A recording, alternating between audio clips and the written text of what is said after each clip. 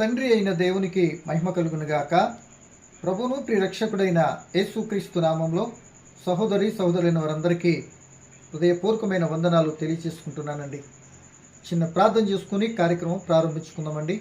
పరిశుద్ధుడైన ప్రియ పరలోకపు తండ్రి, మహోన్నతుడా, దయగలిగిన తండ్రి, గత కాలమంతా భయంకర దుర్దినాల్లో ఎక్కడ చూసిన నెమ్మదిలేని సంఘటనలో మీ అపారమైన కృపా కనికరం చేత ఏ మంచి గొప్ప ఘనత లేకపోయినా నీ పిల్లలైన మమ్మల్ని అందరినీ కృపచేత కాపాడి నేటికి మీ కుమారుడు క్రీస్తు ప్రభుని బట్టి మాకు అనుగ్రహించిన క్షేమాన్ని సంతోషం బట్టి కృతజ్ఞతలు తండ్రి. ఈ సమయంలో మా తండ్రి సుంకరి ప్రార్థన ఆలకించిన దేవుడు పరిసయ్యుని ప్రార్థన ఎందుకు ఆలకించలేదో తెలుసా అనే అంశాన్ని బట్టి కొద్ది నిమిషాలు నేను ధ్యానించడానికి సిద్ధపడుతున్నా తండ్రి. మీ ఆత్మ సహాయం చేయండి. వినబోతున్న ప్రియులైన వారందరూ ఆధ్యాత్మికంగా బలపడినట్లు వినిన పిల్లల మమ్మల్ని అందరినీ మీరు దీవించి బలపరచమని, యావత్ ఈ కార్యక్రమానికి మీ ఆత్మ తోడ్పాటు మాకు అందించి మీరు మహిమ పొందమని క్రీస్తు నామంలో ఈ ప్రార్థన అడిగి వేడుకుంటున్నాను మా తండ్రి, ఆమేన్. మంచిదండి. సమయంలో మనం ఒక ప్రత్యేకమైన అంశాన్ని బట్టి కొద్ది నిమిషాలు మనం ధ్యానించుకుంటాం సిద్ధపడదామండి. ఏంటా ప్రత్యేకమైన అంశము అంటే, ప్రియమైన దేవుని పిల్లలారా, సుంకరి ప్రార్థన ఆలకించిన దేవుడు పరిసయ్యుని ప్రార్థన ఎందుకు అంగీకరించలేదో ఆలకించలేదో నీకు తెలుసా అనే అంశాన్ని బట్టి కొద్ది నిమిషాలు మనం మాట్లాడుకుంటూ ప్రయత్నించామండి. వీరిరువురి మధ్యన వ్యత్యాసం ఏంటో గమనించడానికి ఈ కొద్ది మాటలు. సో ఇరువురి మధ్య నుండి ప్రార్థించిన తీరుని బట్టి నీకు నాకు ఒక పాఠాన్ని కూడా మనం నేర్చుకుని వచ్చాను. దేవుని దగ్గరికి వెళ్ళి ఎలా ప్రార్థించాలో, దేవుని చిత్తానికి మనం ఏ విధంగా మనం చెప్పుకుంటే దేవుడు అంగీకరించి మనకు అనుగ్రహిస్తాడో, ఏ విధంగా చెప్పుకునే విధానంలో చెప్తే ఏ విధంగా అంగీకరించడో అనేది ఈ యొక్క ఇరువురు వ్యక్తుల ద్వారా మనకు అర్థమవుతుందండి. సో ఇరువురు కూడా ప్రార్థన చేయడానికి దేవుని దగ్గరికి వెళ్ళారు. యాకోబులు అంటాడు, నా యొద్దకు రండి. కనుక ఆయన వద్దకు వెళ్ళారు, ఆయన అడగటానికి వెళ్ళారు. వాళ్ళు మనల్ని చెప్పుకుంటానికి వెళ్ళాలి. కనుక అలాగే ఇద్దరు ప్రార్థన చేయడానికి వెళ్ళారంట. వాళ్ళ ఇరువురు పేర్లు కూడా చెప్పబడ్డాయి. ఒక ఆయన సుంకరి, ఒక ఆయన పరిసయ్యుడు. సో సుంకరులు అంటే మరి యూదులకి పరిసయ్యులకి గట్టిదండి, ఇష్టం ఉండదు. వారు అంటరాని వారుగాను, వారు దేశద్రోహులుగాను చూస్తారు. ఎవరు? యూదులు లేకపోతే పరిసయ్యుల శాస్త్రులు సుంకర్లను. సో సుంకర్లు కూడా యూదులే. అయినా ఎందుకలా చూస్తారు అంటే, ప్రియమైన దేవుని పిల్లలరా, అప్పటికి ఇశ్రాయేలు పరిపాలిస్తున్నటువంటి ప్రభుత్వం రోమా ప్రభుత్వం. ఈ రోమా ప్రభుత్వంలో ఈ యూదులైనటువంటి వారు వెళ్ళి ఆ ప్రభుత్వానికి సర్వీస్ చేస్తూ ఆ ప్రభుత్వ ఉద్యోగంలో చేరి అదే ఇశ్రాయేల్ దగ్గరికి వచ్చి, అదే యూదా జనాంగం దగ్గరికి వచ్చి సుంకాలు వసూలు చేసి రోమా ప్రభుత్వానికి కడుతూ ఉంటారు. వీళ్ళు ఒక రకంగా చెప్పాలంటే పెద్ద మోసగాళ్ళు. ఎక్కువ డబ్బులకు వసూలు చేసినటువంటి విధానంలో ఉండేటువంటి వారుగా కనబడతారు బైబిల్ చరిత్రలో. సో అందువలన మన పిల్లలై ఉండి, అంటే మన యూదులై ఉండి, వాళ్ళు సుంకాలు వసూలు చేసి మన దగ్గరికి నిర్బంధించి సుంకాలు వసూలు చేస్తున్నారు కదా అని వీరి మీద ద్వేషభావంతో ఇష్టం లేని వారిగా చూస్తారు. ఇది వారికి వీరికి ఉన్నటువంటి చిన్న వ్యత్యాసం. సో ఇరువురు కూడా మరి ప్రార్థన చేయడానికి వెళ్ళారట. సో ఆ మాటను బైబిల్లో మనం చదువుకొని వారి ఇరువురి మధ్య ఒక ప్రార్థన విని ఒక ప్రార్థన వినకపోవటానికి వ్యత్యాసం ఏంటో స్పష్టంగా మనం గ్రహించడానికి రోజు ముందుకెళ్ళడానికి ప్రయత్నించాను. చూడండి, లూకాసు సువార్త 18వ అధ్యాయము 9వ వచనం నుండి కొద్ది మాటలు నేను దిగుకు చదువుతున్నానండి. తామే నీతిమంతులమని నమ్ముకుని ఇతరులను తృణీకరించు కొందరితో ఆయన ఈ ఉపమానం చెప్పాను. ప్రార్థన చేయుటకే ఇద్దరు మనుషులు దేవాలయంలోకి వెళ్ళిరి. వారిలో ఒకడు పరిసయ్యుడు, ఒకడు సుంకరి. ఇద్దరు ప్రార్థన చేయడానికి వెళ్ళారు. ప్రార్థన చేయడానికి వెళ్ళేటప్పుడు ముందుగా యేసు ప్రభువు 18 మొదటి వచనంలో 18 మొదట్లో మీరు ప్రార్థన చేసేటప్పుడు విసుగుగా ప్రార్థన చేయాలి అని శిష్యులతో చెప్పినట్లుగా, ఇంకా దాని దిగు భాగంలో ఒక అన్యాయస్తుడి దగ్గర ఒక విధవరాలు ఎంత చక్కగా తన పని జరిగించుకుంటాకి మాటి మాటికి వచ్చి అడుగుతూ, అన్యాయస్తుడైనటువంటి వారి దగ్గర కూడా తన న్యాయం జరిగించుకుంటానికి చేసిన క్రియ ఏంటి అని అంటే, తను చేయట్లేదు కదా అని విసిగిపోకుండా అడుగుతూ, అదే 1కి 10 సార్లు అంటారు కదా, అలా అడుగుతూ ఉండగా ఆ అన్యాయస్తుడు తన న్యాయం తీర్చినట్లుగా చెప్పారు. ఆ మాటకి పైన నేను చెప్పిన విసుకకు ప్రార్థన చేయాలి. ఒకవేళ నీకు జరగట్లేదు అని అనుకుని విసుకుపోవద్దు. సో ఒకవేళ నువ్వు అడగటానికే విసుకుపోతే ఇవ్వాలనుకున్న ఆయన ఎందుకు ఇస్తాడు అనే సంగతిని ఇక్కడ మనకు కనబడుతుంది. ఆ మాట చెప్పిన తర్వాత మరి పరిసయ్యులు సుంకర గురించి ఒక ప్రార్థన చేయడానికి వెళ్ళారని వివరిస్తున్నారు. సో పరిసయ్యుడు నిలబడి ఈ మాట చెప్తున్నాడండి. బాగా ఆలకించాలండి. ఎందుకంటే ఇద్దరు ప్రార్థన చేయడానికి వెళ్ళి ఇద్దరు ప్రార్థన చేశారు. సో ఒకరి ప్రార్థన ఎలా ఉంది, మరొకరి ప్రార్థన ఎలా ఉంది. మనకుడు సంఘంలో అనేక మంది భక్తులుగా విశ్వాసులు వెళ్ళి ప్రార్థన చేస్తూ ఉంటాం. ఈరోజు నీ ప్రార్థన ఎలా ఉంది, నా ప్రార్థన ఎలా ఉంది? దేవుడు వినేటటువంటి విధానంలో ఉన్నటువంటి ప్రార్థన ఒకటి, దేవుడు అంగీకరించిన వినని ప్రార్థన మరొకటిగా కనబడుతుంది. ఈ రెండింటి తారతమ్యత, ఈ రెండింటి యొక్క వ్యత్యాసం కానీ ఈరోజు మీరు నేను గమనించుకుంటే, సో మనం కూడా దేవుని చిత్తాన్ని బట్టి ప్రార్థిస్తే మనం కోరుకున్నవి తప్పనిసరిగా దొరుకుతాయి. అంతకంటే ఒక రకంగా అడిగిన వాటికంటే ఊహించిన వాటికంటే ఎక్కువగా దొరకడానికి అవకాశం ఉంటుంది కనుక. సో ముందు సుంకర్ గురించి చెప్పబడింది కదా బైబిల్లో. ఆ మాట నేను చదువుతున్నాను చూడండి. 11వ వచనం, లూకా 18:11. పరిసయ్యుడు నిలువబడి దేవా, నేను చోరులను, అన్యాయస్తులను, వ్యభిచారులనైనా ఈ ఇతర మనుషులనైనను ఈ సుంకర వలనను ఉండనందుకు నీ కృతజ్ఞతాస్తుతులు చెల్లించుతున్నాను అంటున్నాడు. సో ఈ యొక్క స్థితి ఏంటంటే ముందే చెప్పబడింది, తామే నీతిమంతులమని అనుకుంటారట. వీళ్ళు తమతో నమ్ముకొని మేము నీతిమంతులమి అని వారికి సర్టిఫికేట్ ఇచ్చేసుకుంటారు. నీతిమంతులను ఎవరు తీర్చాలి? దేవుడు కదా. కనుక వాళ్ళ నీతిమంతులను తీసుకొని వారి నీతిని కనపరచడానికి మరొకరు వ్యక్తిని తొలనాడుతూ తగ్గించి మాట్లాడుతున్నట్లుగా ఇక్కడ కనబడుతుంది. ఈ మాటలో మీరు గమనించినట్లయితే పరిసయ్యుని యొక్క విషయాలు, నేను నా అనే మాటని ఎప్పుడైతే మనం ఉపయోగిస్తామో, నేనంటే ఏంటి అనుకున్నావు, నేను నాదే ఇది అని అంటారు కదా. ఈ మాటలు ఎప్పుడైతే ఒక వ్యక్తి ఉపయోగిస్తాడో తనలో ఉన్న అతిశయం బయటికి కనబడుతుందని అర్థం. నేను అంటే మనం ఎక్కడ అంటే ఇలా స్ట్రైట్గా ఉండదంట, అది ఎటు వంగదట. నేను అన్నట్టు ఇటు వంగనటువంటి వాడు అనట, అంటే లెక్కలేని వాడు, లెక్క చేయని వాడు అని అర్థం. సో ఇక్కడ మనం అటువైపు కంటే నేను చోరులను అంటే దొంగలను, అన్యాయస్తులను అన్యాయం చేసేవారిని, వ్యభిచారులనైనా 3 రకాల క్యాటర్స్, ఈ ఇతర మనుషుల వలె నైనను, ఇదిగో ఈ పక్కన సుంకర వలన 5 రకాల విధానాలు ఇక్కడ చెప్పాడండి. ఇక్కడ చోరులు, అన్యాయస్తులు, వ్యభిచారులు, ఇతర వలె మనుషులైనను, ఇదిగో పక్కన ఉన్న సుంకర వలె నేను ఉండనందుకు నీకు స్తోత్రాలు. ఉండనందుకని ఎవరు చెప్తున్నారు? ఉన్నావో లేదో ఎలా ఉండాలో నిర్ణయించేది ఎవరు? దేవుడు. తనకు తానుగానే దేవుని దగ్గరికి వెళ్ళి పొగుడుకుంటున్నాడు. నేను ఇలా చోరు, దొంగలు ఎలాంటి ఏ పని నేను చేయట్లేదు, మంచిదే.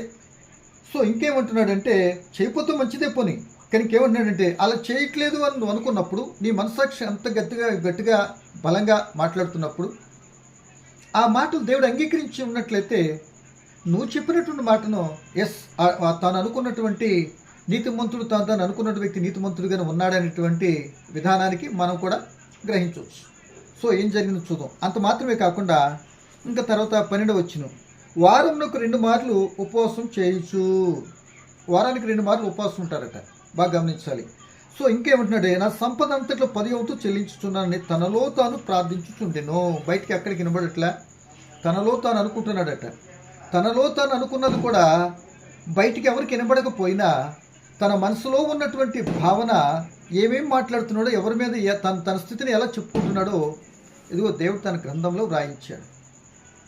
ప్రియ దేవుని పిల్లలారా, వీరి యొక్క ఏమంటున్నాడంటే ఇక్కడ బాగా గమనించినట్లయితే, వీళ్ళు ప్రార్థన, యూదులు దినములకు 3 పర్యాలు ప్రార్థన చేస్తారు. 9 గంటలకి, 12 గంటలకి, 3 గంటలకి. సో ఈ 3 పర్యాలు ప్రార్థన చేస్తున్న సందర్భంలో ఈ యొక్క మాటలు చెప్తూ ఉన్నట్టుగా మనం ఏ టైం అనేది మనం గుర్తించకపోయినా అలా ఆ ప్రార్థన టైంలో వెళ్ళి ప్రార్థన చేస్తుంటే ఈ మాటలు చెప్తున్నాడండి. వారానికి 2 మార్లు ఉపవాసం ఉంటున్నాడంట. మంచిదే. ఏమండి, దాంతో 10వ వంతు చెల్లిస్తున్నాను, మంచిదే. ప్రియ దేవుని పిల్లలారా, ఈ పరిసయ్యులు అనగానే మతనిష్ట కలిగినటువంటి వీరి గురించి కొన్ని మాటలు నేను జ్ఞాపకం చేస్తానండి, చాలా ఒంటరిగా ఉంటాయి. వీరు మతనిష్ట కలిగినటువంటి వారు, ధర్మశాస్త్రం బాగా ఎరిగినటువంటి వారు, ధర్మశాస్త్రాన్ని బోధించేటటువంటి వారు వీళ్ళండి. సో ఈ ధర్మశాస్త్రం బోధిస్తూ బాగా ఎరిగినటువంటి వారు, మతనిష్ట కలిగినటువంటి ప్రత్యేకమైనటువంటి జనాంగంగా ఈ యొక్క తెగ, ఈ పరిశీలన తెగ ప్రత్యేకించుకుంటారు. అంటే దేవుని కొరకు మేము ప్రతిష్ఠించుకున్నాం అన్నట్లుగా. సో వీళ్ళు ప్రతిష్టత అనేటటువంటి విషయం బాగానే ఉంది, కానీ ప్రతిష్టతకు తగ్గటువంటి ఆ ప్రతిష్టత చేసుకున్నటువంటి వ్యక్తులు ఆ దైవ గ్రంథంలో వారు బోధించవలసినవి ఏమైతే వ్రాయబడిందో దాన్ని మాత్రం పాటించేటటువంటి వారు మాత్రం కారండి. ఏమండి, ఇది ఇంకా ప్రతిష్టత ఏమవుతుందండి? ఎలాగంటే మీరు గమనించిన ప్రియ దేవుని పిల్లలారా, వీళ్ళ గురించి చెప్పబడినట్టు మాటలో వీరు చెప్పుతారే కానీ చేయరు. అదే మత్తయి 8వ అధ్యాయం చెప్తున్న మాట ఏంటంటే, వాళ్ళు చెప్పుతారే కానీ చేయరు, వాళ్ళు బోధిస్తారు, పాటించరు. సో మరి వాళ్ళు పాటించినప్పుడు బెల్లం తీయగా ఉంటుంది అన్నారు అనుకోండి. ఇప్పుడు ఏం చేయాలి? నేను తింటేనే కదా పలానికి ఎలా ఇది ఉంటుందని చెప్పాలి. తద్వారా నేను చేసేదాన్ని బట్టి, చెప్పేదాన్ని బట్టి కరెక్ట్గా విని అనుసరించడానికి ఇది వాస్తవమే అని గ్రహించడానికి అవతల వ్యక్తికి నమ్మకం కలుగుద్ది. అదే యేసు ప్రభువు చేసింది. ఆయన ఏదైతే చెప్పాడో అదే చేశాడు, ఏదైతే చేశాడో అదే చెప్పుకుంటూ తన జీవితం అంతా కూడా వెళ్ళాడు. కానీ ఎక్కడ కూడా అది చెప్పి ఇది చేయలేదు, ఇది చెప్పి అది చేయకుండా చెప్పలేదు. అంటే ఏది చెప్పాడో అదే చేశాడు. అందుకే ఒక్కరితో ప్రారంభించినటువంటి ఆ యొక్క సువార్త విప్లవం ప్రపంచ నలుమూల వ్యాపించి రోజు రోజుకి విస్తరిస్తుంది అనే సంగతి మనందరికి తెలిసిందే. ఇక్కడ ఇట్లాంటి ఇదేమిటంటే మత్తయి 8వ అధ్యాయం చదువుకుంటే ఆ మాటలు అక్కడ ఉంటాయండి. కనుక చెప్తారు కానీ చేయరు. మరొక మాటగా చూస్తే ప్రియ దేవుని బిడ్డలారా, వీళ్ళు సర్ప సంతానం అంటారు.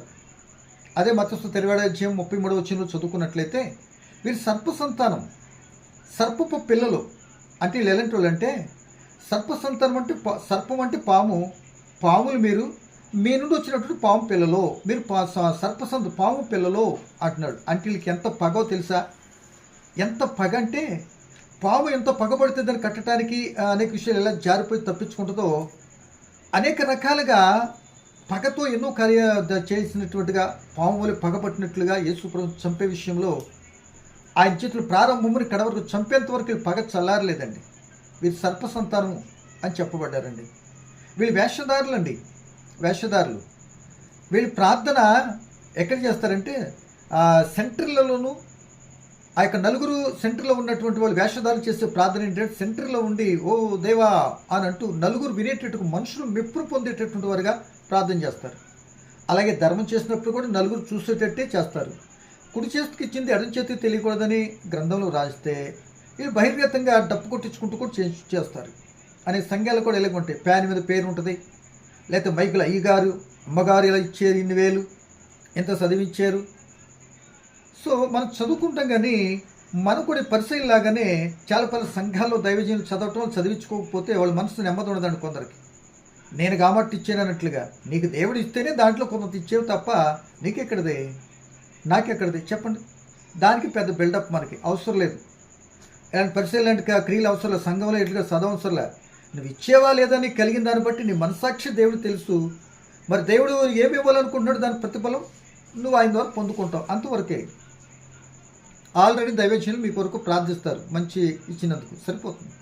సో కనుక ప్రియ దేవుని పిల్లలు అలా కాకుండా వీళ్ళు ఎన్ని రకాలు చేస్తాడు. ప్రార్థన చేస్తాడు, ఎలా చేయాలో కూడా యేసు ప్రభు మత్తయి 6వ అధ్యాయం చక్కగా చెప్పాడు. వ్యర్థమైన మాటలు వద్దు, అన్యులు విస్తరించి మాట్లాడొద్దు అని కూడా ప్రార్థన గురించి చెప్పుకుంటూ వస్తాడు ఆరోగ్యంలో. సో ఇవన్నీ కూడా వినినటువంటి పరిసయ్యులు, శాస్త్రులు కూడా వీళ్ళు కూడా ప్రార్థన చేస్తాకెళ్ళి ప్రియమ దేవుని పిల్లలారా వీళ్ళు ఏం చేశారు తెలుసా? ఆ యొక్క ఎదటి వ్యక్తిని అనే మనుషులతో పోల్చుకుంటూ తను గొప్ప చేసుకుంటున్నారు, తను పొగుడుకుంటున్నారు. నేను వారానికి ఇన్ని మర్యాలు ఉంటున్నాను, లేకపోతే 10వ వంతు చెల్లిస్తున్నాను, లేకపోతే అన్యయత్తులు, చోర్లు, దొంగలు మేము ఉండట్లేదు అంటున్నారండి. సో వీళ్ళందరికంటే మేము చాలా మంచివాళ్ళం అండి. అంత మాత్రమే కాదు, మేము ధర్మశాస్త్ర పండితులు కనుక వారం 2 పర్యాయాలు ఇదిగో 10వ వంతు చెల్లించడంలో మహాగనులు అండి అని అంటూ తాను డొప్పు కొట్టుకుంటున్నారండి. అసలు వెళ్ళింది ఎందుకైనా? ప్రార్థన చేయటం. ప్రార్థన అంటే ఏంటి? ఏదైనా దేవుని దగ్గర సహాయం కోరుకోవాలి, దేవునికి కృతజ్ఞత చెల్లించుకోవాలి. కాపాడినందుకు వందనాలు నాయన, నాకు ఈ లోటు ఉంది, ఇది ఉంది, నాకు సహాయం చేయండి, తీర్చండి, నా స్థితి ఇది, కొద్ది మార్చండి, నాకు ఇబ్బంది కలిగింది, నాకు సహాయం చేయండి అని సహాయం కోరిక వెళ్ళేదానికి ప్రార్థనకి వెళ్ళి ఈయన డొప్పు కొట్టుకుంటున్నాడు. చాలా పర్యాలు ఎలాంటివంటి అనాలోచితను ప్రార్థన చేసేవారు చాలామంది ఉంటారండి. ఇక్కడ ప్రార్థన చేస్తారు అమెరికాలో ఉన్న ఆయన గురించి, ఇక్కడ ఇక్కడ చేయొద్దు అన్నట్లే, మంచిదే.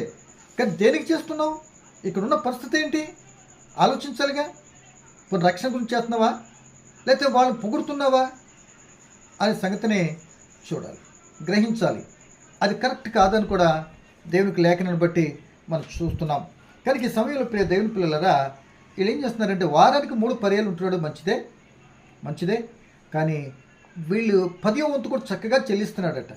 10వ వంతు కూడా చక్కగా చెల్లిస్తున్నాడట. అదే మత్తయి 2వ అధ్యాయంలో మీరు చూసుకున్నట్లయితే వీళ్ళు 10వ వంతు చెల్లిస్తూనే కనికరము నీతిని మొత్తం వదిలిపెట్టేశారట. కనికరము నీతిని కూడా ఏం చేశారు? వదిలిపెట్టేశారు. మన చదువు చూడండి, ఫ్యాన్సీ నెంబరు మత్తయి 23:23 చూడండి. అయ్యో వేషధారులైన శాస్త్రులారా, పరిసయ్యులారా, మీరు పుదీనాలోను, సోపులోను, జీలకర్రలోను 10వ వంతు చెల్లించి ధర్మశాస్త్రం ప్రధాన విషయంలోను అనగా న్యాయమును, కనికరమును, విశ్వాసం విడిచిపెట్టితిరి. వాటిని మానక వీటిని చేసి ఉండవలేను కదా. కానీ వాటిని మానకేటి చేయవలసి ఉంది, కానీ వచ్చేది ఒకటి చేయట్లే. 10వ వంతు ఇస్తున్నాము అని అంటున్నారు, మంచిదే కాదంట్లే. కానీ కనికరము, నీతిని, విశ్వాసాన్ని విడిచిపెట్టేది ఇంకేంటి? ఇచ్చిన దానివల్ల ఉపయోగం ఏంటి? ఆయన చూస్తుంది విశ్వాసం కదా. కనుక ఇదండి. అంత మాత్రమే కాకుండా ఈ ధర్మశాస్త్రం ఇంత తెలిసినటువంటి పండితులు తోటి వ్యక్తిపై నిందలు మోపుతున్నారు. ధర్మశాస్త్రాన్ని అనుసరిస్తూ ధర్మశాస్త్రం బోధిస్తున్న వ్యక్తులకి ధర్మశాస్త్రంలో ఉన్నటువంటి విషయం వీళ్ళకి అర్థం కాలే. ఒక రోజున పరిసైడ్ అయినటువంటి ఆ యొక్క నికోదేముతో యేసు ప్రభువులు అన్నారు, తిరిగి జన్మించటువంటి బోధకుడికి అర్థం కాలే. ఎలాగండి, చిన్న పెద్దోడు మళ్ళీ తల్లి గర్భం నుండి ఎలా వస్తాడు అని అంటే, అప్పుడు అయ్యో నువ్వు బోధకుడివై ఉన్నటువంటి నికోదేము నీకు ఇదే అర్థం కాలేదా అంటాడు యేసు ప్రభువులు యోహాను సువార్త 3వ అధ్యాయంలో. అంటే అప్పుడు చెప్తాడు, ఒక నీటి మూలంగానే ఆత్మ మూలంగా తిరిగి జన్మించాలి అని చెప్తాడు. అంటే పాపులైనటువంటి వ్యక్తి బాప్తిజంతో తిరిగి జన్మించాలి అనేది మనందరికీ తెలిసిన విషయమే. అది అర్థం కాలే. కనుక ఈరోజు ఇలాంటి పరిసయ్యులు లాంటి బోధకులు చాలామంది ఉన్నారు. ఏం చెప్తామో ఏం చేస్తామో చాలా పిల్లలు అర్థం కాకుండా వ్యర్థమైన బోధలతో అనేక మంది విశ్వాసం దారి తప్పించేటువంటి వారుగా ఉంటున్నారు. మనం అలా ఉండకూడదు. చెప్పగలిగితే 1-2 ఇచ్చేసుకోవాలి, చక్కగా 1-2 మాటలతోనే వివరణగా ఇవ్వాలి. ఏవేవో మర్మాలు చెప్పేస్తున్నాను అనుకుని మొత్తం ఉన్నదాన్ని మార్చేయకూడదు కదా అని ప్రభుని బట్టి నేనైతే జ్ఞాపకం చేస్తున్నా. సో ప్రియమైన దేవుని పిల్లలారా, ఈ విధంగా చేసుకుంటూ వెళ్ళినట్లయితే ఈ పరిసయ్యులు ధర్మశాస్త్రాన్ని పాటించట్లేదు. ధర్మశాస్త్రం అంతా కూడా గలతీ పత్రిక మీరు చూసినట్లయితే ఒక మాట మనం చూసుకుందాం. గలతీ పత్రిక ధర్మశాస్త్రం అంతా నిన్నవలని పొరుగు వారిని ప్రేమింపవలెను అని ఉన్నది. ఏం చేయాలి? ధర్మశాస్త్రం అంతా కూడా నిన్నవలని పొరుగుని ప్రేమించవలని ఒక ఆజ్ఞ ఉంటే, తోటి వ్యక్తిగా ఉన్నటువంటి సహోదరుని, వాళ్ళ సహోదరులు ఉన్నటువంటి వారి జీవనాధార సుంకాలు వసూలు చేస్తున్నందుకు గాను, వాళ్ళు అంటరాని వారు గాను, దేశద్రోహులు గాను వాళ్ళు చేస్తూ ఈ ప్రార్థన చేసేటప్పుడు కూడా ఈ సుంకర వలె ఉండనందుకు అంటున్నాడు. ఏమంటే ఈ సుంకర వలె ఉండనందుకు ఆయన మాట విన్నాడు, ఎంత బాధపడతాడు? ఆయనేం బాధపడినట్లేదు, ఆయన గురించి చెప్పినాడు మనకు అర్థమవుతుంది. చదువుతున్నాం చూడండి, గలతీ పత్రిక 5వ అధ్యాయం 14 వచనం. ధర్మశాస్త్రం అంతయు నిన్ను వల్ల నీ పొరుగు వారిని ప్రేమించుము అని ఒక్క మాటతో సంపూర్ణమై ఉన్నది. ఏంటంట? ఆ నిన్ను వల్ల నీ పొరుగు వారిని ప్రేమిస్తే నీ శరీరం ప్రేమించినట్టు నువ్వు ప్రేమించాలి. అక్కడ నువ్వు సహోదరుని ప్రేమిస్తామైతే అతని దగ్గర దొంగిలించవు, అతని దగ్గర ఆశించవు అనేది మనకు అర్థమైపోతుంది కదా. అంటే ధర్మశాస్త్రం యొక్క 10 ఆజ్ఞలు ఒక దాంట్లో ఇన్క్లూడ్ అయ్యి ఉండదు. ఏంటి అంటే నిన్ను వల్లే నీ పొరుగుని ప్రేమించాలి. నిన్ను ఎలాగైతే ప్రేమించుకుంటున్నావో నీ పొరుగుని అలాగే ప్రేమించాలి. ఇప్పుడు పొరుగువారి దగ్గర ఏదైనా కావాలంటే ఎలా కుదురుతుంది? లేదు పొరుగుని కొట్టివంటుకో, నిన్ను కొట్టుకున్నట్టే కదా అన్నట్టుగా ఎంత చక్కగా ఇన్క్లూడింగ్ చేశాడు దేవుడు. చూడండి, తోటి సహోదరుడు ఆయన అంటే పొరుగువారిని ప్రేమిస్తున్న సహోదరుడు వద్దనా? కనుక వీళ్ళు ఎందుకు ఈ విధంగా చేశారంటే ప్రియమ దేవుని పిల్లలరా, ఇక ధర్మశాస్త్రం అంతా కూడా పాటిస్తున్నాం, బోధిస్తున్నాం అనుకున్నారు. కానీ కనికరాన్ని వదిలేశారు, నీతిని వదిలేశారు, విశ్వాసాన్ని వదిలేశారు. పరలోక రాజ్యాన్ని మేము వెళ్ళిపోతాం అనుకుని పరలోక తాళ చేతులు కూడా వీళ్ళ దగ్గర పెట్టి మూసేశారు పరలోక రాజ్యాన్ని. సో ఇట్లా బోధకులై ఉండి అనేక రకాలుగా వీరు ఆ పిల్లలని అందరూ తప్పించినట్లుగా మనకు కనపడుతుంది. సో అందుకే వాళ్ళ ప్రార్థన వాళ్ళ దేవుడు వినలేదు. తను పొగుడుకుంటూనే చేశాడు. తను తగ్గించుకునవలసిన వాడు హెచ్చించబడతాడు, హెచ్చించబడిన వ్యక్తి తగ్గించబడతాడు అంటూ ఈయనలో గర్వం ఉంది, అతిశయం ఉంది, నేనే గొప్ప అనేటువంటి భావన ఉన్నది. సో ఇవన్నీ కూడా తను హెచ్చించుకుంటూ దేవుని దగ్గర తను పొగుడుకుంటున్నాడు. నేను ఇలా చేశాను కదా, అలా చేశాను కదా, ఇవన్నీ కూడా నేను సహకరించినప్పుడు దేవుడు కదా, దేవా నీ కృపను బట్టి పోనీ ఇలా చేశాను, నీ యొక్క సహాయాన్ని బట్టి నీకు వందనాలు నాయన అని అనట్లా. నేనంటే అయి ఇక్కడ ఏమన్నా నేను నా అనే పాట వస్తే నువ్వు గర్విస్తువు కనుక నువ్వు పడిపోతానికి దగ్గర దారి ఎన్నుకున్నావు అని అర్థం. నీకు తెలియని రీతిగా నేను మాటలోనూ క్రియల్లోనూ చేతలోనూ టక్మటి నువ్వు పడిపోతున్నావు అని అర్థం. మాట అర్థమైందండి. సో గర్వంతో అతిశయంతో ఇతర మీద నిందలు వేస్తూ ధర్మశాస్త్రం ఉన్న విషయాన్ని పొరుగును ప్రేమించగల విషయాన్ని ప్రేమించకుండా ఉంటూ ప్రార్థన చేశాడు కనుక ఆజ్ఞాతిక్రమం పాపంతో ఉన్నాడు కనుక ఆ వ్యక్తి యొక్క ప్రార్థన దేవుడు ఆలకించలేదు. పాపమే అడ్డు వస్తుంది, పని ప్రార్థన ఆలకించకుండా ఉంటాయి. మాట అర్థమైందండి. సో అది లేకుండా ఉంటే తప్పనిసరి నీ ప్రార్థన వింటాడు, నీ బోధనలు పనిచేస్తాయి. కనుక దేవుని పిల్లల ఈరోజు మనం కూడా ఇతరుల వల్ల ద్వేషంతోనూ ఎలాగో చేస్తే, లేకపోతే మనలో కూడా పాపం మీదని పెట్టుకొని ఏదో దురుద్దేశంతోనూ ఇతరుల మీద కక్షతోనూ ఇతరుల మీద కోపంతోనూ లేకపోతే అది అలాగైపోవాలి, ఈడు ఇలాగైపోవాలి, ఇది అలా జరిగిపోవాలి అన్నట్టుగానే మనం కూడా చేసినట్లయితే అటు ప్రార్థన దేవుడు ఆలకించడం సరికదా. దేవుని యొక్క చిత్తానికి అవిధేయుడుగా ఉంటున్నాం కనుక మనం తగ్గించుకోవాల్సినటువంటి స్థితిలో ఉండి హెచ్చింపుతో చేస్తున్నాం కనుక మీరు ఎవరో నాకు తెలియదనే ప్రమాదంలో పడిపోతాం. అసలు దేవుని దగ్గర నుండి సహాయం పొందకపోతే ఇంకా లోకమంతా కూడా నీ దగ్గర ఉన్న హృదయ కదా, ఎందుకు పనికి వస్తుంది? అది గమనించాలని ప్రభుని బట్టి మీకు జ్ఞాపకం చేస్తున్నాను. కనుక ఈ పరిచయులు ఏమండి వేషధారులు, అందుకే ఎంతో ఘోర పాపిని దేవుడు క్షమిస్తాడు కానీ వేషధారం దేవుడు క్షమించాడు. కనుక వీరు మేము పాపులు మన సంగతినే ఎరిగినటువంటి వారు, వాళ్ళు ఎన్ని తప్పు చేస్తూ ఉన్నా మాలో ఏ తప్పు లేదు, మేము నీతిమంతులు అని తను పొగుడుకునేటటువంటి వారు ఎంతమంది లేరండి ఈ రోజున. ఇలాంటి పరిశీలటువంటి వేషధారంతో చేసేటువంటి భక్తులు ఎంతమంది లేరు. అది వద్దు అని మనం దేవుని యొక్క మాటను బట్టి జ్ఞాపకం చేసుకుంటున్నాం. సో భవిష్యత్తు స్థితి ఉంటే విడిచిపెట్టుకుంటాం, నీ జీవితానికి మంచిది. సో మనం ఏదో నేను పరమభక్తుడని ఏదో చేసుకుంటూ నటించడం చూపించడం కాదండి. ఏదో చూపించడానికి చేయటం కాదు, అందరు చూడాలని లేకపోతే అందరు నన్ను పొగడాలని, అందరు నన్ను ఏదో చూసి ఎంత పని చేస్తున్నాను 10 మంది ఉండప్పుడు ఏదో రకరకాలుగా మందిరాల్లో రకరకాల స్థలాల్లో పనులు చేయటం కాదండి. ఎవరు ఉన్నా లేకపోయినా దేవుడు ఆయన చూస్తాడు. నేను చేసే పని ఒకటి, నేను చేస్తున్న పని నా అంతరాత్మలో నేను చేయాలనుకున్న కదా విశ్వాసంతో ఆ యొక్క దేవుని పని అనేటువంటి ఆ యొక్క వినయంతో నువ్వు పని చేయటం నేర్చుకున్నాను. కానీ ఎవరో చూస్తారనుకొని నువ్వు దేవుని పని చేస్తే ఎలా? దేవుని పని దేవుడు చూడాలన్నట్టుగా చేయాలి. అంతేగాని ఎవరో చెప్పిన పని ఎవరో చూసేటట్టు చేయపోనది, అది లోక సంబంధమైంది.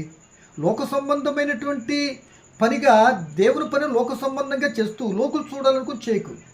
లోకులకు మేలుకరంగా ఉండేటట్టుగా అలా ఉన్నందుకు కానీ నీకు ఇబ్బంది కష్టం శోధన ఏదో దేవుని పని చేస్తున్నప్పుడు సో సహనం ఓర్పు సహనం కలిగి ముందుకెళ్ళటానికి పని అప్పగించినటువంటి వాడు అన్ని విషయంలో నేను ఏం చేస్తాను తెలుసా? పనిలో కష్టం వచ్చిన నష్టం కలగకుండా నడిపించడానికి ఆయన సమర్థుడు. అన్నీ చేయగలిగినటువంటి వాడి సంగతి మర్చిపోకూడదు. సో ఇంకా సమయం అవుతుంది కనుక ఇకపోతే రెండో వ్యక్తి ఈ విషయం అర్థమైందనుకుంటా, తను పొగుడుకుంటూ అసలు దేవుని సహాయాన్ని కోరట్లేదు. ఈ వ్యక్తి దేవుని దగ్గర ఉండేది అడగటానికి వచ్చినట్టు కనబట్లే, ప్రార్థన చేయడానికి లేదంటే మళ్ళీ అది కాకపోయినా ఇక్కడేం ప్రార్థన అన్నట్టుగా కనబడట్లే. తన గురించి తను చెప్పుకుంటున్నాడు, నేను నీతిమంతుడు. చూసావా? నిజమే, నీతిమంతుడే కావచ్చు, కానీ నీతి తగ్గ క్రియలేవి, నీ తగినటువంటి ఫలాలేవి, నీతో జీవిస్తున్నటువంటి ఆ మాట యాక్టివిటీస్ ఏవి లేకపోతే నువ్వు నీతిమంతుడు ఎలా అవుతావు అని దేవుడు ఏం చేశాడంటే ఈయన ప్రార్థన అంగీకరించకుండా పంపించేసాడు. ఇంకో వ్యక్తి ఇలాగే ఉన్నాడండి. ఇప్పుడు ఈ సుంకరి అనేటువంటి ఈయన వ్యక్తిని 2 మాటలు చెప్పి మనం ముగించుకునే సిద్ధపడదామండి. 2 మీటర్లు అర్థమైతే మరి చాలా బాగుంటుందండి. సుంకరి చెప్పాను కదా ముందే, ఇది దేశించబడ్డారు. ఇక్కడ మత్తయ్య అనే సుంకర్నేమో యేసు చూసి పిలిచాడు. మత్తయి సువార్త 9:9లో శిష్యుడుగా ఉండటానికి ఒక సుంకరి. ఏమండి? సో ఆ యూదా జనాంగానికి అందరికీ ఈయన ఇష్టం లేకపోవచ్చు, అంటరాని వాడే కావచ్చు, కానీ యేసుకు అంటరాని వాళ్ళు ఎవరూ లేరు. ఘోర పాపి కూడా ఆయన పిలుస్తున్నాడు. ఘోర పాపి కూడా ఇష్టమే ఆయనకి. ఆ పాపుల కొరకే వాళ్ళని రక్షించడానికి యేసుక్రీస్తు వచ్చిన సంగతి మనందరికీ తెలుసు. మరి పాపులను పిలవటానికి పాపులను ఇష్టమైతే మరి అందరు పాపులే కదండి. నిజమే, కానీ పాపిని ప్రేమిస్తాడు. తనలో ఉండటం చెడుక్రియ పాపం ఉందే దాన్ని ద్వేషిస్తాడు. అది ఉంచుకొని నువ్వు ఆయన దగ్గరకు వచ్చి ఒప్పుకోకుండా నువ్వు ఏదైనా చేసేవా, నిన్ను అంగీకరించడు. నీ పాపం ఒప్పుకుంటానికి ఆయన దగ్గరకు వస్తే తప్పనిసరిగా నిన్నేం చేస్తాడు తెలుసా? క్షమిస్తాడు, నీతిమంతుడిగా తీస్తాడు, గత పాపానికి రావాల్సిన శిక్షను విమోచించి నిన్ను తన బిడ్డగా చేసుకుని ఆ పరలోక సంబంధమైన వ్యక్తిగా ఈ భూలోకంలో బ్రతుకు అని తన ఆత్మ తోడ్పాటునిచ్చి నడిపిస్తాడు. ఇది దేవుని యొక్క షెడ్యూల్. కనుక నా ప్రియమైన వర్లరా, చూడండి, సుంకపు గుర్తుదారుడైనటువంటి మత్తయి అని యేసు పిలిచి శిష్యుడిగా ఏర్పాటు చేసుకుని అప్పటి నుండి తన వృత్తిని వదిలేసుకున్నాడు. మరొక సుంకరు ఉంటాడు మన ఇక్కడ మత్తయి సువార్త, లోక సువార్త 19వ అధ్యాయంలో. దీన్ని బట్టే సుంకాలు వసూలు చేస్తాడు, మోసంగా వసూలు చేస్తారంట మాట ఈ జక్కయ్య గారిని బట్టే. ఈయన పొట్టోడు కానీ మంచి గట్టోడు అన్నట్టుగా ఇక మోసంతో దగతో మస్తుగా సంపాదించేసాడు. ధనవంతుడైనటువంటి సుంకరి. ఏమండి, ఎలా చేసావయ్యా, ధనవంతుడు ఎలా అయ్యావయ్యా అని అడిగితే యేసు అడగ క్రితమే వివరాలన్నీ కూడా చెప్పేశాడు. సో యేసును చూడాలి, యేసు ప్రభు మాట విన్నప్పుడు మన జీవితంలో బ్రతుకంతా కూడా బట్టబయలైపోద్దండి. ఒక వ్యక్తి బ్రతుకు యేసు దగ్గరికి రానంత వరకు, యేసు మాట విననంత వరకు తన పాపాన్ని తెలుసుకోలేడు. పాపాన్ని నుండి ఒప్పుకొనకపోతే ఎంత ప్రమాదం గ్రహించలేడు. యేసు దగ్గరకు వచ్చిన తర్వాత యేసు ప్రభు మాటలు ఎవరైతే వింటారో ఆ మాటలో పాపము నుండి విమోచింపబడే మాటలు, నరక శిక్షను తప్పించబడేటటువంటి మాటలు, నీ జీవితంలో నీతిమంతుడుగా నువ్వు తీర్చబడేట మాటలు, నీకున్న నలత కలతకు మూలమైనటువంటి మాటలు కనుక అవి చెడును తీసేసుకుంటే నువ్వు మంచిగా బ్రతకటానికి చక్కని దారి చూపి గత చెడుకు రావాల్సిన శిక్ష యేసు ప్రభు భరించి వహించాడు కనుక ఆ శిక్ష ఆయన దగ్గర క్షమాపణ కోరుకుంటే ఏమవుతుంది తెలుసా, నువ్వు శిక్షను తప్పించబడి నీతిమంతుడిగా ఉండడానికి అవకాశం ఉంటుంది. ఇందాక కూడా ఒక మాట చెప్పినదే వేలు. సో ఇక్కడ కూడా ఈ జక్కయ్య అక్కడ మత్తయ్యనేమో యేసు ప్రభు చూశాడు, ఇప్పుడు ఈ సుంకపు గుర్తుతాడని జక్కయ్య యేసును చూశాడు. బాగా ఆలోచించాలి. మొత్తం మీద రా మీ ఇంటికి వస్తాను అన్నాడు. మీ అందరు తెలుసుకొని సింపుల్గా ఇంట్లోకి వచ్చేసాడండి. వచ్చేసిన తర్వాత ఇంట్లో చేర్చుకున్నాడు. చూడాలని వచ్చాడు. ఈయన లెక్క ఏంటంటే, చాలా వివరించవచ్చు కానీ చెప్పట్లేదండి నేను. ఈయన లెక్క ఏంటంటే చూడాలనుకున్నాడు, అడ్డంకమైన చెట్టు ఎక్కాడు. మొత్తం మీద అయ్యా నా బ్రతుకోడు మేడి పండులాడితే ఎంత ఎర్రకుండానో తెలుసా, లోనంతా నాదంతా కంపెనైనా అన్నట్టుగా ఒక సింబాలిక్ ఏమోహలా అన్నట్టుగా అక్కడ అనుకుందాం. సో మొత్తం మీద చకచకా దిగాడు, టక్ ఇంట్లో తీసుకుని వెళ్ళిపోయాడు. వెళ్ళిపోయిన తర్వాత ఈయన ఏం బోధ చేస్తుంటే అక్కడ కనబడదు కానీ చేతి కట్టేసుకున్నాడేమో బహుశా. అయ్యా నా బ్రతికేడో తెలుసా, సో నేను మోసగాడిని, అన్యాయంగా తీసుకున్నోడికి నా ఆస్తిలో సగం ఇలా పార్టీషన్ చేసాడండి అన్ని. ఏమండి, నా ఆస్తి సగం పేదలకి ఇచ్చేస్తున్నాను, నేను ఎవరి దగ్గర అన్యాయంగా తీసుకున్నానో 400 చెల్లించేస్తాను అంటే ఈయన ఏం చేశాడని, అన్యాయంగా తీసుకున్నాడని కదా, పేదలకి ఏ సహాయం చేయకుండా నేను ఉన్నాడని కదా. మరి యేసు వచ్చిన తర్వాత చెప్తున్నాడు, యేసు ఏం బోధించాడు అక్కడ కనబడలేదు కానీ పేదలను కటాక్షించేవాడు ధన్యుడు కదా, పేదలకు అప్పించేవాడు కూడా ధన్యులే కదా. ఏమండి, పేదలను చేర్చుకుని కూడా మంచిదే కదా. సో ఆ సగం ఇచ్చేసాడట, మోసం చేసిన 400 ఇచ్చాడంట. ఇంకేం మిగిలింది ఆయన దగ్గర? మొదటి రోజున ఆ సుంకాలు వసూలు చేయడానికి ఇప్పుడు క్యారేజ్ ఎలా పట్టుకెళ్ళాడో ఆ స్థితికి వచ్చాడు. అంటే ప్రియ దేవుని బిడ్డలారా, మన చేతిలో కూడా పాపం చేసి ఎంత ఎత్తుకెత్తుకుపోతామో, ఆ ఎత్తులో ఎంత ఆనందపడిపోతామో, నువ్వు మార్పు చెందిన తర్వాత ఇవన్నిటి నుండి ఎంత దూరం వెళ్ళిన జీవితం మళ్ళీ అక్కడికి వచ్చి కొత్త జీవితం ప్రారంభించాలి. మరలా కొత్త మాట, కొత్త జీవితం, కొత్త దేశానికి ఇదే లోకంలో కొత్త జీవితం ప్రారంభించాలి. సో మనకైతే ఎలా ఉందో తెలుసా, ఈ జక్కయ్య లాంటి పాచేసినట్టు మార్పు చెందిన తర్వాత జక్కయ్యలాంటి బ్రతుకు లేదండి. ఈరోజు మార్పు చెందిన తర్వాత మళ్ళీ మిక్స్ అయిపోతుంది, పాత కొత్త కలిసిపోవటం కారణంగా ఈ రోజున ఎవరు క్రైస్తవులో, ఎవరు మాట నమ్మాలో, ఎవరు గౌరవించాలో తెలియని రీతిలోకి వెళ్ళిపోయింది క్రైస్తవ్యం. కరెక్ట్ కాదు. ఈ జక్కయ్య ఎప్పుడైతే ప్రియ దేవుని పిల్లలరా, ఎప్పుడైతే ఆ మాట చెప్పాడో, మా యేసు ప్రభు దగ్గరికి వచ్చాడో, ఆయన ఏమన్నాడంటే త్వరగా దిగనగానే ఆయన పేరు పెట్టి పిల్లగానే దిగాడు, యేసుని చేర్చుకున్నాడు. చూడండి ఒక మాట చెప్తున్నాను, 6వ వచనం 8వ వచనం చదువుతున్నాడు. జక్కయ్య నిలువబడి, ఇదిగో ప్రభువా, నా ఆస్తిలో బేదలకు ఇచ్చుచున్నాను, నేను ఎవరి యొద్దనైనను అన్యాయంగా దేనిని తీసుకుని ఎడల అతని 4 మరలా చెల్లించిన ప్రభుతో చెప్పాను. అందుకు యేసు, ఇతడును అబ్రహాము కుమారుడే, ఎందుకనగా నేడు ఈ ఇంటికి రక్షణ వచ్చి ఉన్నది. అంటే ఆస్తుపాస్తుల రక్షణ లేదనేగా చెప్తున్న మాట అదే కదా. కనుక ప్రియమైన దేవుని పిల్లలరా గమనించాలి. ఈ యొక్క ఇది సుంకర్లు ఒక వ్యక్తిలాగా, ఒక వ్యక్తిలాగా అని దేవుడు పిలుచుకోండి. కానీ ఇక్కడ వ్యక్తిని గురించి చేసి చెప్తున్న మాట ఏంటంటే, ప్రార్థన చేయడానికి వెళ్ళాడట. బాగా గమనించాలి. ప్రార్థన చేయడానికి వెళ్ళి ఈయన ప్రార్థన చేస్తూ ఏమంటున్నాడంటే, ఈయనలో ఉన్నట్టు మంచి లక్షణాలు ఏంటో 1-2 చెప్పుకొని ముగించుకున్నాం. ఏమండి, కనుక ఈ సుంకర్ల గురించి వాళ్ళకి చెప్పిన మాట కూడా ఉంటుంది శాస్త్రులుగా, అదే పరిశీలికి, ఇదిగో బేస్యాలు మీకంటే బేస్యాలు సుంకర్లు పరలోక రాజ్యం వెళ్ళిపోతారు అన్నాడు. అంటే వీళ్ళలాంటి భక్తి వాళ్ళ దగ్గర లేదు.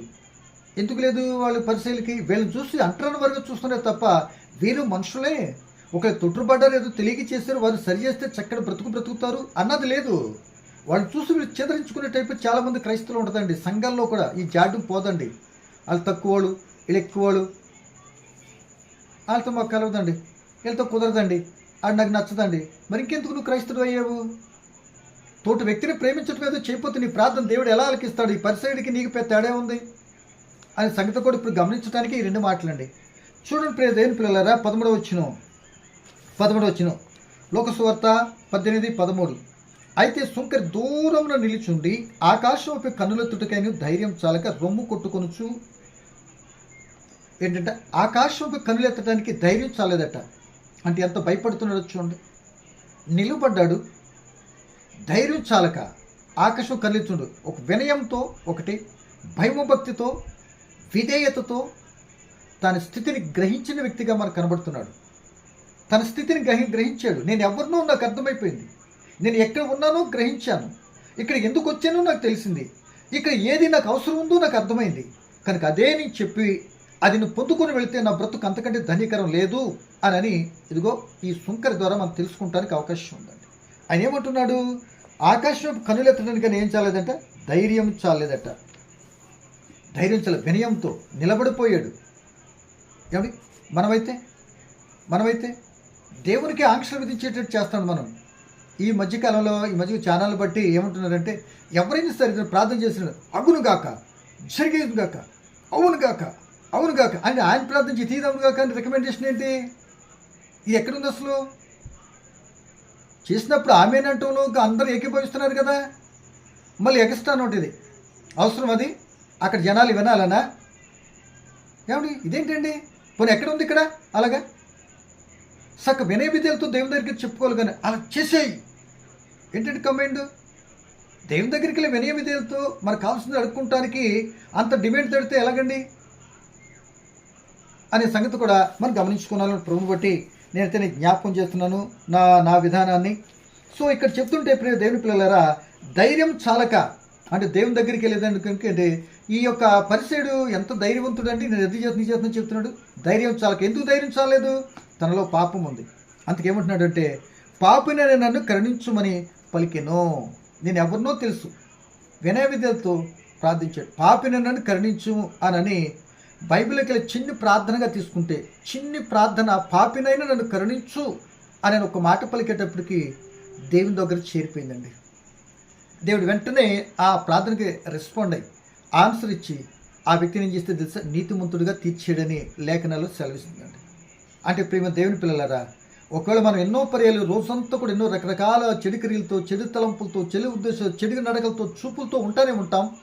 కానీ వాటి నుండి క్షమాపణ పొందుకోకుండానే దేవునికి పరిసైలాగా అది కావాలని ఇది కావాలని కూడా కాకుండా అలా అడిగితే కొంతవరకు రకం ఉంటుంది. పరిసైలాగా నేను అది చేసేగా నాయన, నీకు మొన్న గుడి కట్టించేగా నాయన, గుండ్రంగా నేను గుడి చుట్టూ తిరిగానుగా నాయన, ఇవన్నీ నాకు తెలియదు నానా అంటాడు దేవుడు. అంతేనా? అలా కాకుండా మనం చేయవలసింది ఏంటంటే ప్రేమ దేవుని పిల్లలారా, పాపినైనా కరుణించు అంటున్నాడు. తన పాపను ప్రాయశ్చిత్తం నొందినవాడు ధన్యుడు. పాపను ఒప్పుకుంటే ఏం చేస్తాడు తెలుసా? పాపను ఒప్పుకున్నటువంటి దేవుని కనికరని పొందుతాడు అంటాడు మహాజ్ఞాని సొలొమోను. ఈయన దీనుడై తను తగ్గించుకొని వినయముతో, పశ్చాత్తాపంతో పాపను ఒప్పుకొని ప్రార్థన చేశాడు కనుక వెంటనే దేవుడు అన్నాడు. ఎన్ని మాటలు చెప్పినాడు ఇప్పుడు మీలో అండి? సుంకర ప్రార్థన ఎందుకన్నాడంటే, దీనుడిగా ప్రార్థన చేశాడు, వినయంతో చేశాడు, భయభక్తి కలిగినటువంటి క్యారెక్టర్ ఉంది తన జీవితంలో. అంత మాత్రం పాపాన్ని ఒప్పుకుంటూ ప్రార్థన చేశాడు. అయ్యా నేను పాపిని, నా స్థితి ఇది, నాయనా నన్ను కరుణించు అని చేశాడు. ఎప్పుడన్నా మనం ప్రార్థన చేసుకుంటూ వ్యక్తిగతంగా లోనున్నప్పుడు, దేవా ఉదయం నుండి సాయంత్రం ఎన్నో ఒకవేళ రహస్యంగా తెలుసు తెలియక చూపుల ద్వారా, నడక ద్వారా, మాటల ద్వారా నేను పాపం చేసిన తండ్రి అని నువ్వు మోకరించగానే నీకు చాలా వరకు అండర్స్టాండ్ అయిపోద్ది. ఈరోజు వచ్చేటప్పుడు ఎవరితో దురుసుగా మాట్లాడాను, ఆఫీసులో ఎవరితో ఎలా మాట్లాడాను, ఎక్కడ ఇంటికాడ భార్య భర్తలతో ఏ విధంగా అనవసరంగా తిట్టేసాను, కొట్టేశాను అని మోకరించిన వెంటనే నీకు అర్థమైపోద్దండి. కానీ మన గర్వం చాలామందిలో అది మాత్రం టాపిక్లో తీసుకొని క్షమాపణ కోరుకోరు. మరి అలా చేయకుండా స్థిరపరచు ప్రభా, మీ ఆత్మ సహాయం చేయండి, చాలా పనులు స్థిరం లేకుండా రకరకాలుగా ప్రార్థిస్తున్నాను, పడిపోతున్నాను, నన్ను స్థిరపరచు, నన్ను నీకు అప్పగించుకుంటున్నాను, క్షమించు అని అడగరండి. పడతాం లేవటం నీకు అలవాటైతే, ప్రియ దేవుని బిడ్డ, పడి లేచి లేచి లేచి ప్రార్థన చేస్తుంటే నీకు అలవాటైతే, అన్నిసార్లు నీ ప్రార్థన వేసి నేను లేపేయటం దేవునికి అలవాటు కాదు. ఎన్నిసార్లు గద్దించినందు నువ్వు లోబడలేదనుకో, ఇదే స్థితిలో చేస్తుంటే ఆయన వినడం సరికదా, లెఫ్ట్ రైట్ ఇచ్చేస్తాడు, నేను తీసేస్తాడు. అదే మహాజ్ఞాని సామెతలు ఎరుతో మొదటి వచ్చి చెప్పబడుతున్నవా, అటువైపు వెళ్ళొద్దు. మనం స్థిరత్వం కలిగించాలంటే దేవుని దగ్గరకు వచ్చి నీ తప్పు ఒప్పుకొని స్థిరపరచు తండ్రి అని మనం ప్రార్థన చేసుకున్నాలి. దావీదు గారు అదే మనకు నేర్పిస్తున్నాడు. 51వ కీర్తనలో ఆయన పొరపాటు జరిగినప్పుడు తన తప్పిదాన్ని ఒప్పుకొని, పరిశుద్ధాత్మ ఆనందం, నాకు అన్నీ నేను కోల్పోయినయ్యా, నాకు స్థిరమైన మనసు నూతనంగా పుట్టించు, నీ సన్నిధానంలో ఉండేటటువంటి ఆత్మ తోడ్పాటు నాకు దయచేయి, నీ సన్నిధిలోను రానటువంటి విధానంలో ఒక ఆటంకం కలిగిన పాపం నన్ను భయభ్రాంతం చేస్తుంది కనుక దాని నుండి నేను ఒప్పుకుంటూ నీ సన్నిధికి వచ్చి నన్ను కడుగు, నన్ను విమోచించు, నన్ను శుద్ధీకరించు, నీ ఆత్మ నాకు మరలా దయచేసి నన్ను స్థిరపరచు అని విరిగి నలిగిన హృదయంతో ఏం చేశాడు, దేవుని సన్నిధానంలో ప్రార్థించు. వెంటనే దేవుడు రెస్పాండ్ అయినట్టుగా తన జీవితాన్ని మరలా పూర్వదశ తీసుకొచ్చి దేవుని హృదయానుస్తుడిగా వ్యక్తి మారినట్లుగా మనం చూస్తూ ఉంటున్నాం. సో ప్రియమైన దేవుని పిల్లలారా, ఇక్కడ కూడా మనకు కావాల్సింది ఏంటంటే ఆయన చెప్తున్న మాట, పాపినైనా నేను కరుణించు అంటున్నాడు. అంటే పాపానికి పరిష్కారం యేసు దగ్గర ఒకటే, పాపానికి యేసు రక్తం ఒకటే మందు. పాపం ఉండి నీ కోటీశ్వరుడు ఎంతటైనా ఎన్ని రకాల ఏ పరిస్థితి ఉన్నా నీకు ఫలితం మాత్రం శిక్షగానే పరిణమిస్తుంది తప్ప అన్నీ ఉన్నా నీ పాపాన్ని అవి తీయలేవు. కానీ ఈరోజు నువ్వు దేవుని దగ్గరకు వచ్చి, సోదరుడా, ఈ రెండిటి ప్రార్థన అంటే ఈ విషయం అర్థమైంది కదా, సుంకరి ప్రార్థన, దీనుడిగా చిన్ని ప్రార్థన, క్షమాపణ కొరకు చేశాడు. ఆయన విరిగి నలిగిన హృదయంతో చేశాడు, పశ్చాత్తాపంతో చేశాడు. ఇన్ని మాటలు ఇంత భావన ఉన్నది. అంత మాత్రమే కాదు, పక్కనే ఉన్నటువంటి ఆ యొక్క పరిసేయుడు, ఇదిగో ఈ సుంకర వల్ల కూడా నేను ఉండనందుకను ద్వేషభావంతో మాట్లాడుతున్నా, ఏ కోపం మనసులో పెట్టుకున్నటువంటి వాడిగా మనకు కనబడట్లేదు. సహించాడు, ఓర్చుకున్నాడు, ఎదురు చూశాడు, తన స్థితిని పోగొట్టుకుంటానికి ఇదే మంచి మార్గం అనుకున్నాడు. చక్కగా అక్కడికి వెళ్ళాడు. ఆ సమయానుకూలంగా ఇట్లే చేసుకొని ఆ పరిసేయుడు భక్తుడు పరమ బోధకుడు అనుకున్న వానికంటే ఈయన నీతిమంతుడిగా తీర్చబడ్డాడు. ఆయనేమో ఆ ఉన్నట్టు నీతిమంతుడు తను అనుకున్నటువంటి వ్యక్తి పాపిగా బయటికి వెళ్ళాడు. ఎందుకని సోదరుని ప్రేమించలేదు, తన లోపల ఉండరాని ఎన్నో ఉన్నవి కనుక ఆయన పాపిగాని మనకు కనబడుతున్నాడు. వేషధారి, అతని వేషధారికి క్షమాపణ లేదు. క్షమాపణ లేదు అంటే పాపంతో ఉన్నాడనే అర్థం కదా. క్షమించబడ్డాడు అంటే పాపం విమోచింపబడ్డాడేగా. కనుక ఈ సమయంలో నేను ముగించడానికి ఇష్టపడుతున్నాను. కనుక సుంకరి ప్రార్థన ఎందుకు ఆలకించాడంటే అంతగా వినయ విధేయతలు కనబడుతున్నాయి. ఈరోజు నీ ప్రార్థన, నా ప్రార్థనలు కూడా క్షమాపణతో కూడిన, పాపపు ఒప్పుగోలుతో కూడిన, లేక పశ్చాత్తాపంతో కూడిన, వినయంతో కూడిన, దీనులుగా కూడిన, విసుగు లేకుండా నువ్వు ప్రార్థన చేసినా, నీ పరిస్థితిని బట్టి, నువ్వు ఉన్న సిచ్యువేషన్ బట్టి, నీ అవసరతను బట్టి, నువ్వున్న స్థితిని స్పష్టంగా చెబుతూ పశ్చాత్తాపడితే తప్పనిసరిగా దేవుడు వింటాడండి, నీ మొర ఆలకిస్తాడండి. అంతేగాని ఉన్నది లేని డప్పు కొట్టుకుంటూ పైకి ఉన్నదాన్ని బట్టి డాపుసరిగా మనుషులు కనబడాలని చూపించుకుంటే నీ ప్రార్థన దేవుడు ఆలకించడు, నీ డాపుసరులు దేవునికి అవసరం లేదు. సో విన్న మాటలను బట్టి మన పరిస్థితి ఎలా ఉంది. సుంకరి వెళ్ళి ప్రార్థన మనం చేస్తున్న వాటి తగ్గింపుతో దేవుని చిత్తాన్ని దగ్గరికి వెళ్ళి, లేకపోతే ఎవరికో ప్రార్థన నేర్పించి ఇంకో రకం మాట్లాడుతున్నామా, పరిచయం వలె రకరకాలుగా నేను అలా చేస్తాను, ఎంత చేస్తాను తెలుసా ప్రార్థన, ఇన్ని చేస్తాను తెలుసా అని అంటారండి చాలామంది. అసలు గత కాలంలో ఎంత ప్రార్థన చేసామనుకుంటున్నావు, ఇప్పుడు ఎందుకో చేయలేకపోతున్నావు. అదే నువ్వు నిలేసిన స్థితి, పడిపోయేవన్న సంగతి నీకు తెలియకుండా అది పెద్ద బిల్డప్ కింద చెప్తున్నావు అంటే నేను ఏమనాలి, ఏమనాలి చెప్పు. అలా మొక్కలా ఎదుగుతూ ఉండాలి. అందుకని బ్రేక్ అయిపోదు. మొన్న ఎంత చేసామో అప్పుడు చేసి ఇప్పుడేమైంది, రోజులు మారలే, అదే పగలు అదే రాత్రి 24 గంటలే. కానీ నీ బుద్ధి మారింది, నీ స్థితి మారింది, ప్రార్థన చేయలేకపోతుంటే లోక సంబంధమైన ఆచారాలు వ్యవహారాలు నీ లోనికి వచ్చేసినాయి కనుక నువ్వు ప్రార్థన చేయలేకపోతావు. మంద మొత్తం మీద తిండి ఎక్కువైపోయింది. ఒక వయసు మీద పడిన దేవం నాయన అని నీ రూట్ అదుతుంది, దేవుడు ఆలకిస్తాడు. నువ్వు పర్టికులర్ ఇలాగే చెప్పాల్సి, నీ స్థితి తెలుసు కదా. అంటే నేను చేసేది ఏమంటే చేయలేదు, నిలువెచ్చని స్థితి అంటే నిలువెచ్చని స్థితిలో నీ నోటు ఉమ్మివేయ చూస్తాడు తప్ప నువ్వు పనికిరావు, నేను పనికిరాను అట్లుంటా అంటూ మనం. కనుక ఈ మాటలు విని ప్రియమైన సోదరుడా, సహోదరి, నీ సుంకర్ లాంటి పశ్చాత్తాపం, పాపం ఒప్పుకోలతో ప్రార్థన చేస్తున్నావా, లేకపోతే డాపు సరిగా గొప్ప ఉండి అది ఇది అనుకుని నేను నా అనే అతిశయంతో గర్వంతో దేవుడు విననటువంటి ప్రార్థనలో చేసేట స్థితి ఉందా ఒకసారి చూసుకో. అది వద్దు. ఈ సుంకర్ లాంటి ప్రార్థన చేసే మంచి మనసాక్షి మనకి దేవుడు కోరుకుంటున్నాను. ఈ 2 మాటలు బట్టి సోదరుడా, ఒకవేళ సుంకర్ లాంటి పరిశీలన లాంటి ప్రార్థన ఉంటే మారిపోయి సుంకర్ ప్రార్థన వైపు రా. దేవుడు నిన్ను కరుణిస్తాడు, క్షమిస్తాడు. ఇంకా ఒకవేళ పాపంలోనే ఉండి నేను పాపిని కాకుండానే ఏదో తిరిగేస్తున్నాను, పాపం గురించి గ్రహించిన వ్యక్తిగా ఉంటే నీ జీవితం మాత్రం ప్రమాద పంచున ఉన్నది. ఏ రోజున నీ పాపం నేను కబలిస్తూ తెలియదు కనుక ఇదిగో ఈ సుంకరి వలి దేవా పాపిని నన్ను కరుణించవా, ఈ మాట విన్నాను. ఈ పాపం ఇంత ప్రమాదం, నరకానికి తీసుకుని వెళ్ళిపోద్ది, భయంకర శిక్ష, కుటుంబంలో నెమ్మది ఉండదు, శాంతి ఉండదు, వచ్చిన దానికి పోసిన దానికి అసలు ఏది కూడా పొంతనుండదు, అంత చికాకే. అట్టి పరిస్థితిగా నీదైతే ఎందుకు ఈ సుంకరవలి అయ్యా పాపిని నన్ను క్షమించవా అని అడిగితే సోదరుడా, సహోదరి, ఆ కృప కలిగిన తండ్రి, ఆ కృప కలిగిన నాయన, ఆయన కూడా క్రీస్తు రక్తం చేత నేను విమోచించి నెమ్మదినిచ్చి నువ్వున్న స్థలంలో మంచి బ్రతుకునిస్తాడు. ఎందుకు అట్టి బ్రతుకును కోరుకొని నీ పాప క్రియలను, పాపపు దోషము నుండి ఎందుకు విమోచింపు పొందకూడదు అని ప్రభుని అడుగుతున్నా. ఇలా ఒక్క మాట సార్ నువ్వు అడగాల్సింది, పాపి నన్ను కరుణించవా, క్షమించవా, తెలుసో తెలియ చేశాను, కొన్ని విషయాలు గర్వించి చేశాను, ప్రలోభాలకు లొంగిపోయాను, ఎన్నో ఆశపడిపోయి దెబ్బతిన్నాను, వద్దు నాయనా నన్ను క్షమించు అని అడిగితే నీ పాపని విమోచిస్తాడు, రక్షణ పొందుకుంటావు కదా. అట్టి కృప దేవుడిని కోరుకుంటూ మరి ఈ మాట ముగిస్తున్నాం. పరమ తండ్రి నీకు వందనాలు. పలకబడిన మాటలు పరమార్థమేంటో నీ పిల్లలు మేము గ్రహించి నాయనా సుంకర వలె మా ప్రార్థన ఆలకించేటట్టు తగ్గింపు, వినయము, పాపపు ఒప్పుకోలు, భక్తితో చేయగలిగే ప్రార్థన చేసేటట్టు బిడలుగా ఉండటానికి మాకు సహాయం చేయండి. పరిస్థితి ప్రార్థన వలె కాకుండా, అతిశయంతోనూ గొప్పతోనూ కాకుండా, మనుషులు చూడాలనేది కాకుండా నాయన నీ చిత్తానుసరి ప్రార్థించి మీ దగ్గర మేలు పొందుకునే కృప, అటువంటి ఆ ఆత్మ తోడ్పాటునిమ్మని, ఇంకెవరైనా పాపినని క్షమించని విధానంలో వారు నాయన నిన్ను ఆశ్రయిస్తున్నారేమో తండ్రి, మీకు క్రీస్తు ద్వారా వారికి రక్షణకు మళ్ళించడానికి సహాయం చేయమని క్రీస్తు యేసు నామములో ప్రార్థన అడిగి వేడుకుంటున్నాను మా తండ్రి. ఆమేన్. Thank you. God bless.